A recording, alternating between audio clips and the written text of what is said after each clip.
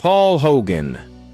From bridge worker to Hollywood legend, he was the man who made the world laugh with a simple D-Day mate. The ordinary bloke who became an extraordinary icon, the rigger who rigged the game of fame itself and won beyond anyone's wildest dreams. Paul Hogan is the hero of today's story on Outback Biography. But behind the crocodile teeth and that famous grin lies a tale of raw ambition, crushing setbacks, and the kind of luck that seems impossible until it actually happens. How did a working-class kid from Western Sydney become one of the most recognizable faces on the planet? What dark secrets hide behind Australia's most beloved export?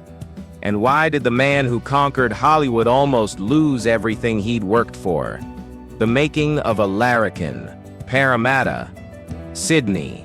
In a modest home in one of Australia's toughest working-class neighborhoods, Florence and John Hogan welcomed their son into a world that would try to break him long before it would make him famous. Paul Hogan came into this world during the darkest days of World War II, when ordinary families were just trying to survive. John Hogan was a soldier who became an army canteen purchasing officer after the war, steady work that kept food on the table. Florence worried about appearances and respectability. We were sort of a regular family for that era, Paul would later recall, though there was nothing regular about the fire that burned inside this particular child. Growing up in Western Sydney meant understanding your place in the world's hierarchy, firmly at the bottom. Granville, Parramatta, Bankstown. These weren't suburbs where dreams came true. Paul knew this reality from an early age, but something inside him refused to accept it as his destiny. I was never the class clown, but yes, I was a bit of a know-all and a bit of a troublemaker, Paul remembered. He was smart, scoring high on IQ tests, but resented the pressure. The worst thing that happened was they brought in IQ. It turned out I had this really high IQ, so I was constantly under pressure to live up to it. But I was just good at doing IQ tests. I'm not really clever. School held no appeal. When he left at 15, his first job was as an apprentice molder at a foundry. Work so brutal Paul described it as like working in hell. Standing in that factory, Paul made a life-changing decision. He was not going to spend his life doing what other people expected him to do. But escape proved difficult. Paul walked away from his apprenticeship, leaving him adrift. He swept streets, cleaned sewers, did whatever work he could find. It was during this period that Paul developed the explosive temper that would both serve and nearly destroy him. I had a bad temper, he admitted. I don't know why, it's just things that set me off violently. Boxing became his salvation, teaching discipline and giving him an outlet for aggression. That's when I got into boxing and that took it away, Paul explained. It's sort of self-discipline, stopped being bad-tempered. It was the best thing that could have happened. Finding his stage. Working as a pool attendant and lifeguard, Paul found himself performing for crowds during Sydney's hot summers. I was a massive flirt, Paul remembered. I thought that was my first important job anyway. It was at the pool that Paul met Noeline Edwards, who became his wife. Paul became a father at 19 and had 3 sons by 22. I actually had 3 sons by the time I was 22, so I had to grow up very fast, Paul recalled. But I sort of dug it, I loved it, and we grew up together, me and my kids. The young family lived in a tiny house in Parramatta, money always tight. Needing steady work, Paul became a rigger on the Sydney Harbour Bridge. Dangerous but well-paid work. I ended up settling down on the Harbour Bridge, Paul explained. It was work. Like getting up at 4 to 6 in the morning, get on a bus, on a train and go to work. Being a rigger was skilled, respected work requiring physical courage and technical expertise. Paul's wit made him popular among fellow riggers. He became known for lightening the mood during difficult work, but something inside him remained restless, wondering if there might be something more beyond the bridge. The television gamble. In 1971, everything changed when Paul auditioned for New Faces, a television talent show. What made this remarkable wasn't just his lack experience. He didn't even have an act. He walked in with nothing but personality and confidence. When Paul was applying to go on New Faces, he thought, where can I say I'm from? Lightning Ridge. Paul later joked about claiming he was from a tiny outback town rather than suburban Sydney. This revealed Paul's instinctive understanding of what audiences wanted. Not reality, but a more entertaining version of reality. Paul's appearance was unlike anything Australian television had seen. He didn't sing or dance, he simply talked, sharing observations with wit and working-class authenticity that was completely fresh. He won and caught the attention of John Cornell, a television producer searching for exactly what Paul represented, an authentic Australian voice. Cornell offered Paul a spot on A Current Affair, paying him handsomely to share his opinions about current events. For a man told to know his place and stay in it, the offer was thrilling and terrifying. Paul accepted but insisted on maintaining his bridge job. Television was too unpredictable to stake his family's security on. The birth of a star. Paul's debut on A Current Affair was revolutionary. Here was a man who looked like he'd stepped off a construction site, offering opinions about politics with insight and irreverence that was completely refreshing. They were looking for someone to give the man in the street's opinion, and I was a genuine man in the street. Paul explained. I would just come in after work on the bridge and very casually get in front of the camera. What made Paul's segments compelling wasn't just what he said, but how he said it. He never used scripts, speaking directly from experience. It was never scripted, Paul remembered. It was what I thought I'd say, and then whatever came out in front of the camera, that's what went to air. The response was overwhelming. Letters poured in from viewers who felt someone on television was finally speaking their language. They got a tremendous reaction from audiences, Paul recalled. Straight away, people could see that this guy really had something. But success created contradiction. Paul would appear on national television Friday night, then report for bridge work Monday morning alongside men who had watched him. That was a bit of embarrassment, Paul admitted. I was still climbing up and down the cords, and lumping gear all day. John Cornell convinced Paul he couldn't continue straddling both worlds. John Cornell is a really clever man, and he guided Paul's career, Paul acknowledged. There was no end to John's vision. Building the brand. Cornell understood Paul's success lay in balancing authenticity with polish. The Winfield cigarette advertisements were their breakthrough, placing Paul's working-class persona in sophisticated settings where his irreverence could puncture pretension while remaining likable. It was really John Cornell that decided that Paul had to be presented under the best circumstances, Paul explained. That started with the Winfield ads. John saw the great juxtaposition between the working-class man and some very classy project. Paul would appear in exotic locations, fancy restaurants, exclusive clubs, always slightly out of place but never intimidated. Anyhow, "Have a Winfield" became a national catchphrase, establishing Paul as someone who could represent Australia internationally. The Paul Hogan Show established Paul as Australia's premier entertainer. The variety show showcased different aspects of his personality while introducing characters like Strop that became part of Australian cultural mythology. Strop was a schoolyard character of John's, Paul recalled. Probably every teenage boy in Australia could relate to Strop. The show's success was cultural revolution. They were celebrating working-class culture without apologizing for it, giving Australians permission to be proud of who they were. What they were asking Australians was to be themselves, and to not be ashamed of who they were, explained those involved. Paul was helping define what it meant to be Australian in the modern world. The Hollywood dream. By the early 1980s, Paul had conquered Australian television, but Cornell had bigger dreams. The answer came in Mick Dundee, the crocodile hunter character Paul had been developing. Mick Dundee was Paul amplified, more adventurous, more skilled, more exotic, but retaining the essential qualities that made Paul lovable. Paul had been thinking about the character of Mick Dundee for a while, recalled those involved. The concept for Crocodile Dundee was simple. take an authentic Australian character, and place him in New York City. The culture clash would generate comedy while allowing audiences to see both cultures through fresh eyes.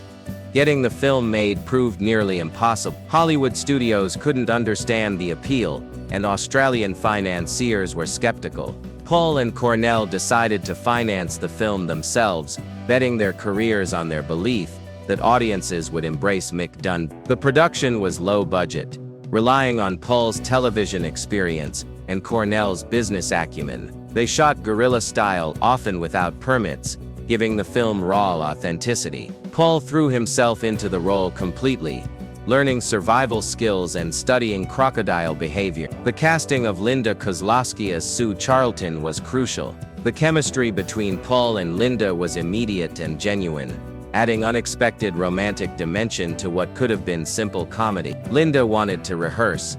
Paul didn't, recalled those on set, but their scenes crackled with genuine attraction.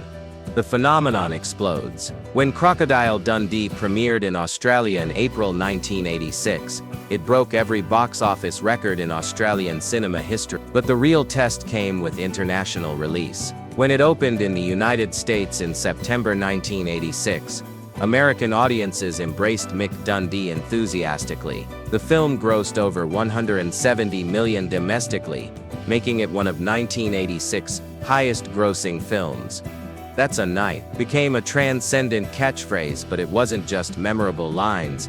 It was Paul's performance, which managed to be both larger than life and completely believable. The success transformed Paul from Australian television personality to global superstar overnight. "I've sat in a theater in London at a premiere with Prince Charles on one side of me, and Princess Diana on the other, and how good does it get?" Paul reflected.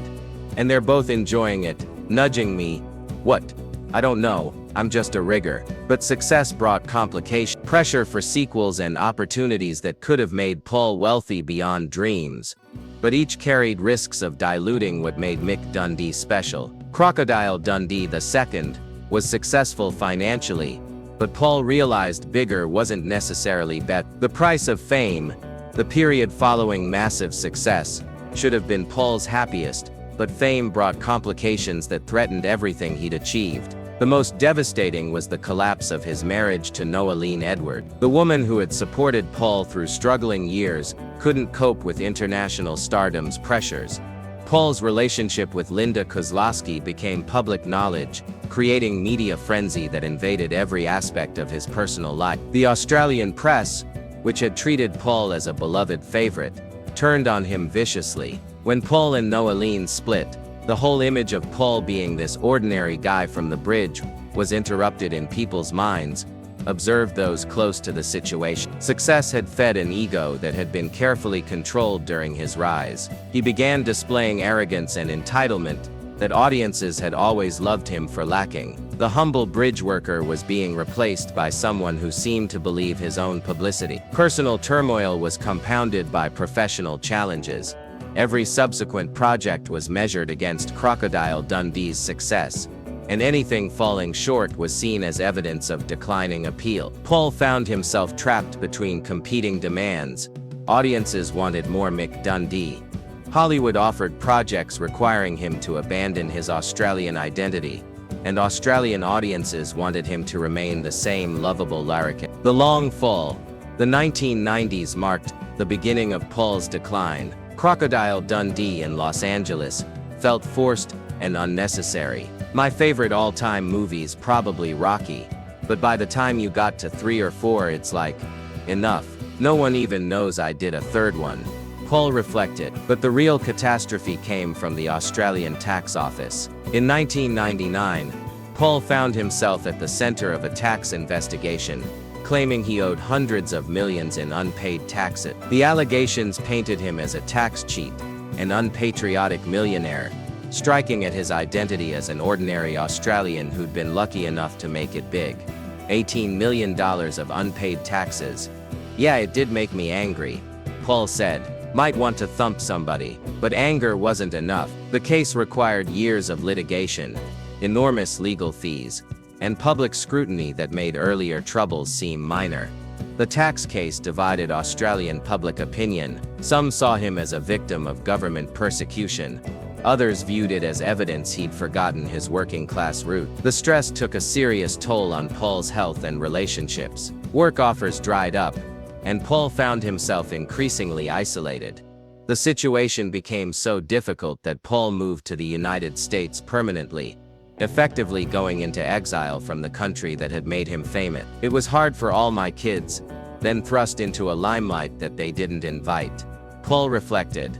Fighting back and redemption. The tax case finally reached resolution in 2010, with the ATO settling for a fraction of the original claimed amount. While Paul was vindicated, the damage to his reputation couldn't be undone by legal victory. Paul had spent a decade fighting to clear his name while the entertainment landscape changed dramatically.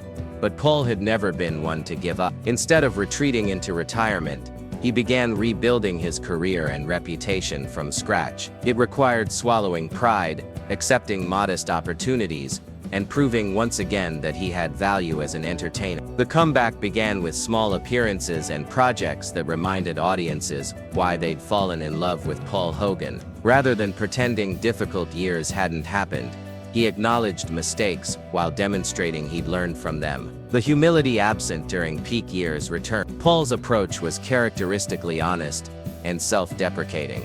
"I'm amazed, but I wouldn't tell anybody that until I was probably about the age I am now," Paul reflected. The perspective that came with age allowed him to see his journey with greater clarity and accept it. The elder statesman.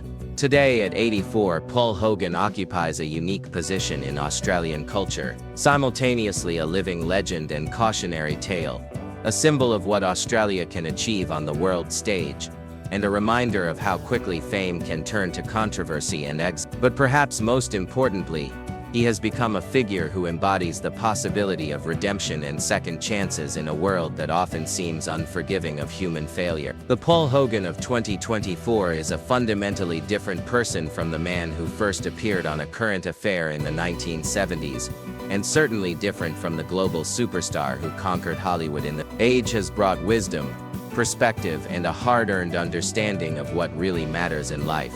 The ego and arrogance that characterized his peak years have been replaced by genuine humility and gratitude for the opportunities he's been given. There are millions of people around the world who first learned about Australia through Crocodile Dundee and Paul Hogan, and I don't think that's a bad thing, reflects one cultural observer. Into the bargain to the world, he really did make us proud, to be fair dinkum Oz. Before that there was this terrible cultural cringe, and we were the Antipodean rejects. This cultural impact may be Paul's most lasting legacy. Long after the films are forgotten and the controversies have faded from public memory, Paul Hogan will be remembered as the man who showed the world what it meant to be Australian in the modern era. He created a template for Australian masculinity that was confident without being aggressive, irreverent without being disrespectful, and proud without being arrogant. A model that influenced generations of Australian men and helped define the national character. But Paul's story also serves as a powerful reminder of the dangers that come with success and fame. His journey from bridge worker to global superstar to exile and back again illustrates how quickly circumstances can change, and how important it is to maintain perspective and humility regardless of external circumstance. The very qualities that made him successful, his authenticity, his everyman appeal, his connection to ordinary Australians, were the same qualities he risked losing as fame and fortune changed his life. Before I got into television and entertainment, it was a huge advantage because it gave me a perspective. Paul observes about his working-class background. God almighty, I was scraping to pay the rent when I was. You can imagine the courage it took for him to climb off the bridge and go on that show. This perspective, the understanding that success is temporary and that what goes up can always come down, is what has allowed Paul to survive and ultimately thrive through the various chapters of his extraordinary life. He never forgot where he came from, even when success threatened to make him forget, and he never stopped believing that he could reinvent himself when circumstances required it. Paul's influence on Australian entertainment and popular culture cannot be overstated. He opened doors for other Australian performers, proved that Australian content could succeed on the global stage, and created a model for how Australians could present themselves to the world with pride and confidence. His success paved the way for generations of Australian actors, comedians and entertainers who followed in his footsteps.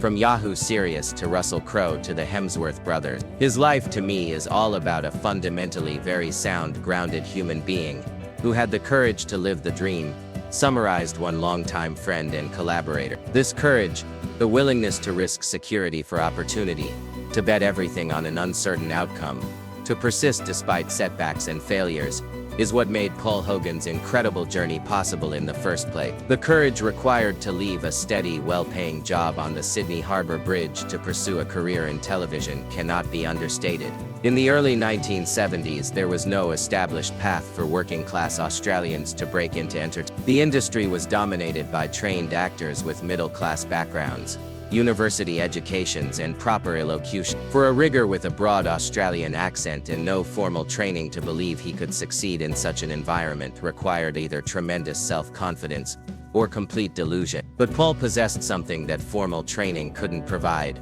authentic connection to the Australian experience. He understood working-class values, spoke the language of ordinary people, and had lived the life that most Australians could relate to. When he appeared on television, he wasn't performing a character or playing a role. He was simply being himself, and that authenticity resonated with audiences in ways that polished performances never could. Today, Paul lives quietly in Los Angeles, no longer chasing fame or fortune, but content with the knowledge that he made his mark on the world. The restless ambition that drove him from the bridge to television to Hollywood has been replaced by a calmer acceptance of who he is and what he has accomplished. He has learned to appreciate simple pleasures, genuine relationships, and the satisfaction that comes from work well done. The man who once commanded the attention of millions now seems most comfortable in small gatherings, sharing stories and insights with friends and family rather than performing for crowd. He has discovered that the greatest rewards in life come not from external validation or public acclaim, but from authentic connections with people who know and care about him as a person rather than as a celebrity. "I hope you enjoyed the little journey with me," Paul said at the end of a recent interview, and those words capture the spirit that has defined his entire career. Paul Hogan has always understood that entertainment is fundamentally about taking people on a journey, whether it's a 5-minute television segment, a feature film, or a decades-long career in the public eye. His greatest achievement is that millions of people around the world have indeed enjoyed the journey he took them on. The bridge worker who became a legend has completed the circle, returning to a place of authenticity and humility while retaining the wisdom and experience that came from his incredible journey through the heights and depths of fame. Paul Hogan's story is ultimately about the power of being yourself, the importance of staying connected to your roots, and the possibility of redemption and second chances even after spectacular failure. It's a uniquely Australian story in many ways, the tale of an underdog who refused to accept limitations, who found success through authenticity rather than artifice, and who maintained his essential character despite the corrupting influences of fame and fortune. But it's also a universally human story, the story of a man who dared to dream big, and despite numerous setbacks and controversies, ultimately succeeded in living those dreams while remaining true to himself. From the steel girders of Sydney Harbour Bridge to the bright lights of Hollywood and back again to a quieter life lived on his own terms, Paul Hogan proved that with enough courage, authenticity and a fair dinkum sense of humor, an ordinary bloke can indeed conquer the world. More importantly, he proved that it's possible to lose everything and find your way back to what really matters. The only question that remains, as Paul himself might say with that famous grin, is, are you entertained? Because in the end, that's all any entertainer can hope for: to take their audience on a journey worth remembering, to make them laugh, think, and feel, and to leave them with something valuable when the show is over. Paul Hogan did all of that and more. He showed the world that Australia had stories worth telling and characters worth celebrating. He proved that authenticity could triumph over artifice, that humor could bridge cultural divides, and that ordinary people could achieve extraordinary things. And perhaps most importantly, he demonstrated that it's never too late for redemption, never too late to find your way back to who you really are. The legend of Crocodile Dundee will live forever in cinema history, but the real triumph belongs to Paul Hogan himself, the bridge worker who became a star, lost his way and found himself again. That's a knife indeed.